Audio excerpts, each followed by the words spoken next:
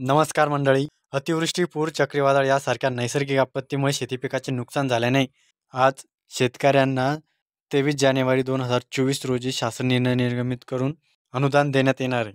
या हंगामामध्ये उपयोगी पडावे याकरिता शेतकऱ्यांना विशिष्ट अनुदान स्वरूपात एका हंगामात एक वेळेस याप्रमाणे राज्य आपत्ती प्रतिसाद निधीमधून विहित दराने मदत देण्यात येते. तसेच राज्य आपत्ती प्रतिसाद निधीच्या इतर मान्य बाबीकरिता देखील महसूल व वन विभाग व त्यांच्यासोबत बाधितांना मदत प्रदान करण्यात शासनाची मान्यता देण्यात आली. मार्च ते ऑक्टोबर 2023 या कालावधीत अतिवृष्टी व पूर यामुळे झालेल्या शेतीपिकाचे व शेतजमीन वगळून मालमत्ता व इतर नुकसानीसाठी विभागीय आयुक्त नागपूर यांच्या 7/12/2023, 13/12/2023, 19/12/2023 व 5/1/2024 या पत्रान्वये निधीची मागणीचा प्रस्ताव शासनास प्राप्त झाला होता. देशभरात अतिवृष्टीच्या पार्श्वभूमीवर अर्थ मंत्रालयाकडून याबाबत मार्गदर्शन तत्त्वे शिथिल करण्यात आली आणि मागील आर्थिक वर्षात राज्यांना प्रदान केलेल्या रकमेचा उपयोग प्रमाणपत्राची वाट न पाहता ही रक्कम राज्यांना तात्काळ मदत म्हणून गृह मंत्रालयाच्या शिफारशीने निर्गमित करण्यात आली आहे. वित्त विभागाच्या शिफारशीनुसार वार्षिक केंद्रीय योगदान व 2 समान हप्त्यामध्ये जारी केले जात होते.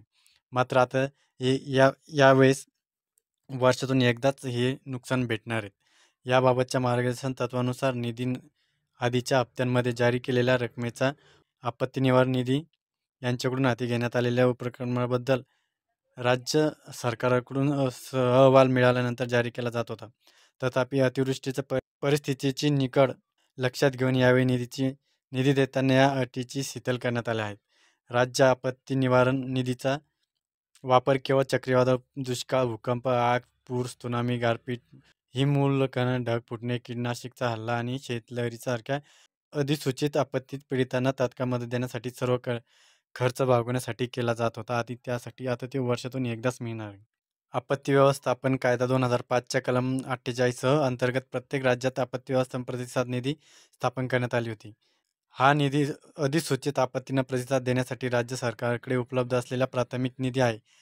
केंद्र सरकारने SDFRF मध्ये सर्वसाधारण राज्यांमध्ये 75% आणि उत्तर पूर्व हिमालयामधील राज्यांमध्ये 90% योगदान असते.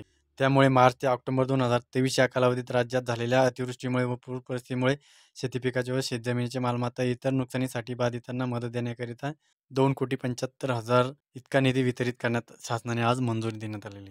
त्यामुळे येणाऱ्या काळात तुम्हालाही या पूरस्थितीवर अतिवृष्टी यासारख्या निधीमधून यासारख्या नैसर्गिक आपत्तीप्रमाणे तुम्हाला एका वर्षामधून एकदाच हा निधी मिळणार आहे. त्यामुळे आता टप्प्याटप्प्यानुसार जी निघेल तसं तुम्हाला याची पेमेंट तुमच्या अकाउंटला खात्यावरती जमा केल्या जाणार आहे. माहिती आवडल्यास नक्की शेअर करा. धन्यवाद. जय हिंद, जय महाराष्ट्र.